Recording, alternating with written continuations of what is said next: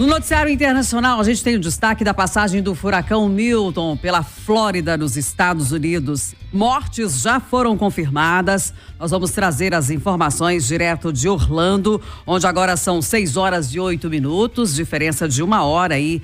Tem um atraso de 1 hora no fuso horário. Quem está com a gente neste momento é o jornalista da rádio, nossa rádio USA, Lombardi Júnior. Lombardi, bom dia para você. Descreve pra gente o cenário dessas primeiras horas da quinta-feira aí na região. A gente viu que nas últimas horas, o furacão que tinha a estimativa de chegar à Flórida com potência máxima, né? Até diminuiu, passou para uma nova categoria muito abaixo disso. Mesmo assim, há rastro de destruição. Qual que é o cenário? Bom dia para você. Bom dia, Kátia, Eustáquio e amigos da Itatiaia, confirmando, agora são 6h10 da manhã desta quinta-feira aqui em Orlando. Exato, Kátia, o furacão Milton é considerado desde 1878 mais devastador na sua previsão por todas as autoridades, inclusive aqui dos Estados Unidos. Ele realmente foi rebaixado para a categoria 3 ontem por volta de 6h da noite, aqui no horário da costa leste dos Estados Unidos, de Orlando, de onde nós estamos falando neste momento, na área da International Drive, da Kirkman Roads, uma área muito frequentada por brasileiros, diga-se de passagem.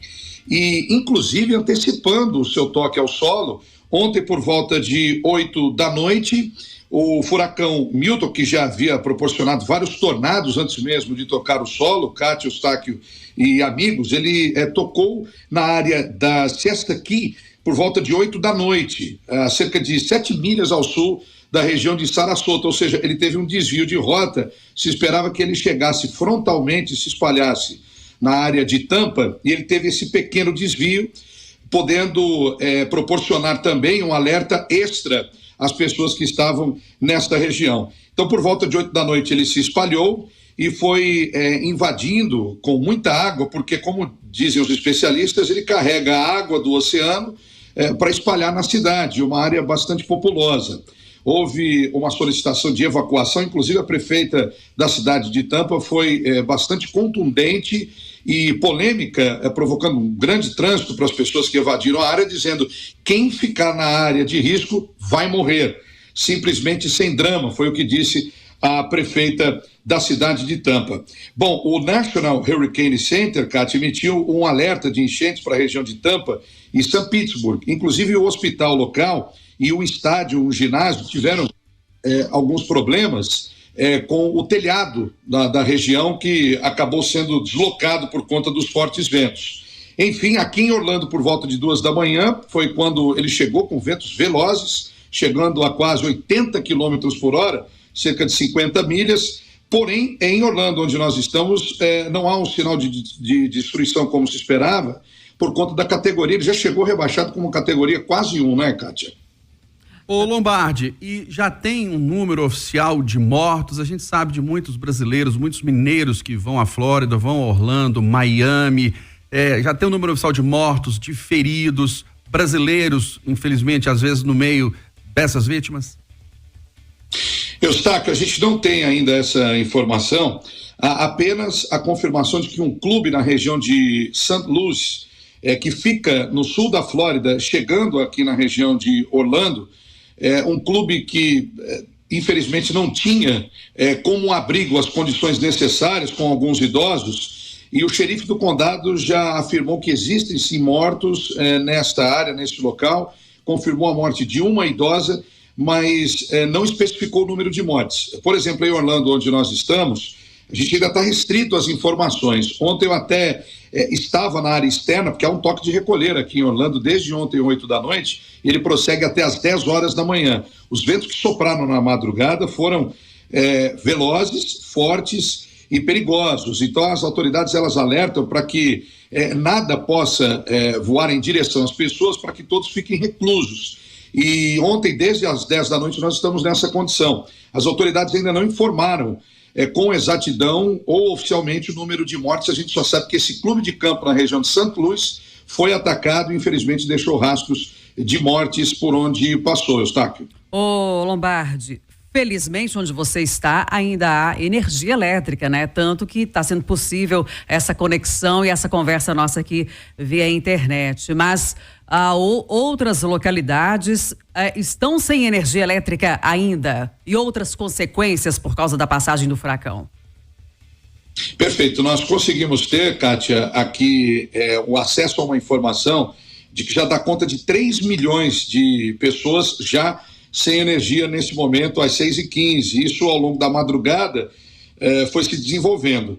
Na região de Orlando, onde nós estamos aqui na área da International Drive, nós temos um bairro muito famoso, inclusive residido por muitos brasileiros, chamado Dr. Phillips, onde nós temos um relato já de muitas pessoas e condomínios que já estão sem energia. Exatamente neste hotel onde está a equipe da nossa Rádio USA, onde eu estou falando com vocês da Itatiaia, que fica próximo aqui do nosso estúdio, a menos de 1 milha, mas nós não podemos sair, nós não conseguimos constatar o registro, inclusive no hotel, de queda de energia. Mas já há uma informação de que ao longo desse percurso do furacão, inclusive na região de Tampa, e nas cidades circunvizinhas, nós temos realmente mais de 3 milhões já sem energia, 3 milhões de pessoas. Ô Lombardi, e pelas previsões meteorológicas, o furacão vai permanecer, vamos dizer, aí na região de Orlando, Miami, no estado da Flórida? Ele pode avançar para outras áreas dos Estados Unidos com mais ou menos força? Eustáquio, a tendência é de que ele vá diminuindo a sua força. Assim que ele toca o solo e tem contato com o solo, ele vai perdendo o seu poder de fogo, né, espalhando água e inundações. O que nós, na verdade, ficamos atentos em relação à questão do desdobramento maior é justamente sobre as inundações. O problema de um furacão, segundo os especialistas, inclusive o climatologista brasileiro que está nesse momento no olho do furacão, ele esteve em Sarasota e também em Tampa, o Marcel Ligabot, que passou todo dia conosco ontem, antes de ir para essa rota, ele garantia que o problema maior ficaria por conta do pós-furacão, por conta das inundações, das enchentes, inclusive na região de Lagos, aqui em Orlando, na Central Flórida, também em Parkland, por onde ele entrou nessa região, e principalmente em Tampa, na região costeira da Baía de Tampa. As inundações formando ondas de até 15 pés, ou seja, 5 metros, e que acabaram devastando. E outros tornados que se formaram.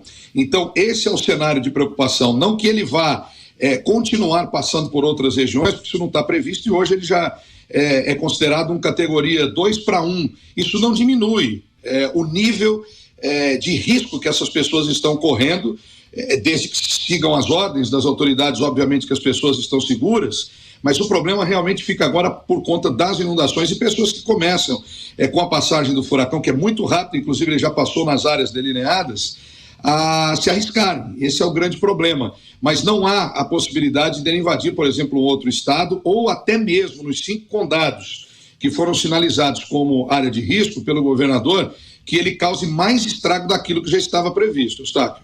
Ô Lombardi, já aqui para a gente poder finalizar a nossa conversa, embora ainda haja muitas perguntas a serem feitas, né? Muitas informações estão sendo buscadas sobre esse assunto, mas é bom a gente lembrar que bem recentemente teve a passagem do furacão Helene, que também causou muita destruição, um número altíssimo de vítimas, né? 200 mortos por causa desse furacão. E a gente está falando, no caso do furacão Milton, que a estimativa é que ele seja, né, o mais forte aí do século, num período de 100 anos. A gente está falando só das primeiras vítimas, números ainda muito incertos. Então, o temor por causa desse número de atingidos, ele é muito alto, não é isso? Pode vir a ser, Kátia, apesar de que, em virtude até do Helene, desses avisos das autoridades, a prefeita de Tampa, inclusive, foi bastante resistente, até trouxe uma fala que causou polêmica aqui entre as autoridades americanas, porque ela falou: quem ficar sem drama algum vai morrer, porque não há na Constituição a obrigatoriedade de uma autoridade retirar à força alguém que queira permanecer numa área de risco. Então, por isso, o aviso foi bastante contundente, exatamente pelo que você falou, Kátia.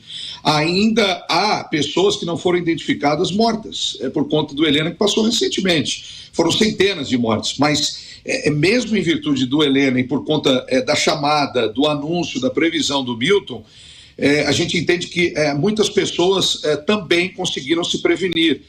com antecipação em relação ao que não pôde acontecer com o Helena. Então, é muito difícil especificar se nós vamos ter um número de mortos, infelizmente, maior ou se, de repente, felizmente, teremos, né, um número inferior. A questão, Kátia e Eustáquio, é que, infelizmente, nem todas as pessoas cumprem as ordens das autoridades. Isso é fato, nós já temos um registro disso agora na passagem do Milton, e que esse furacão foi mais devastador, em que pese o fato dele ter perdido força.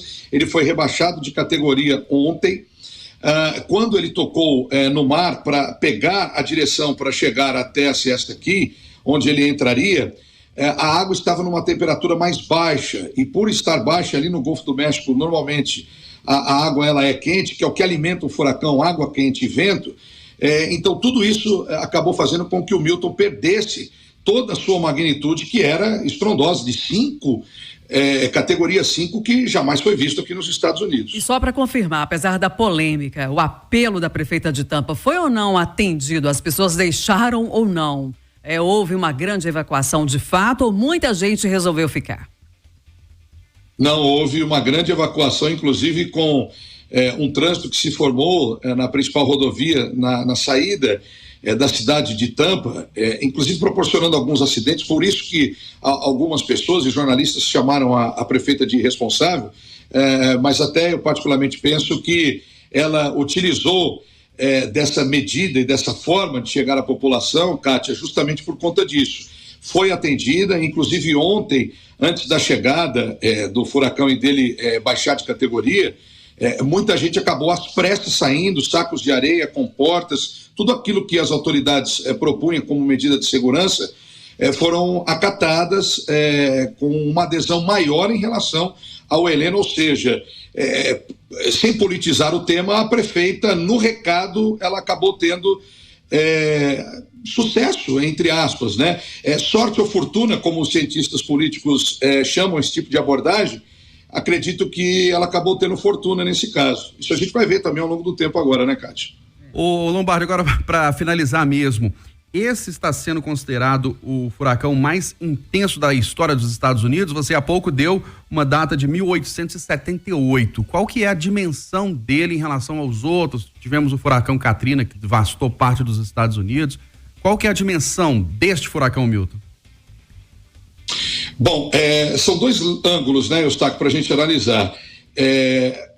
Da prévia que se fez antes da chegada do Milton, sem dúvida alguma, nada foi visto ou noticiado ou de repente preparado para receber um furacão desde 1878, segundo os especialistas. E pegando como base o Katrina, que teve um poder de destruição gigantesco, isso nós não sabemos agora, porque está muito cedo para a gente poder precisar o tamanho do furacão Milton, mas em termos de previsões, sem dúvida alguma, ele foi o maior. Inclusive surgiu uma possibilidade, uma notícia, uma especulação de pessoas dizendo que por conta da previsão do furacão Milton, poderia se elevar a categoria para 5. Os especialistas já disseram que isso é impossível, que 5 já é um limite dentro dos estudos para se ver uma devastação completa e aterrorizante. Então, veja, ele estava previsto para chegar como categoria 5. Então, em termos de previsão, sim, não houve nada desde 1878 que a gente pudesse encarar ou entender como um tamanho perigo para a população local, para os americanos e para todos nós que somos imigrantes e residimos aqui. Agora, o pós-furacão, a gente vai poder, de repente, só ter uma ideia se ele foi como Katrina, Ian ou outros que passaram por várias regiões, também New Orleans, só depois que nós tivemos o desfecho realmente da passagem do Milton, Eustáquio. Nós conversamos ao vivo aqui no Jornal da Itatiaia, direto de Orlando, com o jornalista Lombardi Júnior. Lombardi, muito obrigada pela sua presença aqui no Jornal da Itatiaia. Até a próxima oportunidade. Tendo novidades, o espaço está aberto aqui na nossa programação. E a gente lembra, né, para você ouvinte do Jornal da Itatiaia, que acompanha a gente também pelo nosso canal no YouTube, que na região há uma grande comunidade de brasileiros e este furacão Milton havia uma expectativa de que ele seria o furacão mais intenso em 100 anos. Por isso, o destaque que a gente dá aqui para um fato, para um fenômeno, né, de tanta relevância nos Estados Unidos e que atinge não só o povo americano, mas também uma grande comunidade de brasileiros. Bom dia para você, até breve. Até breve.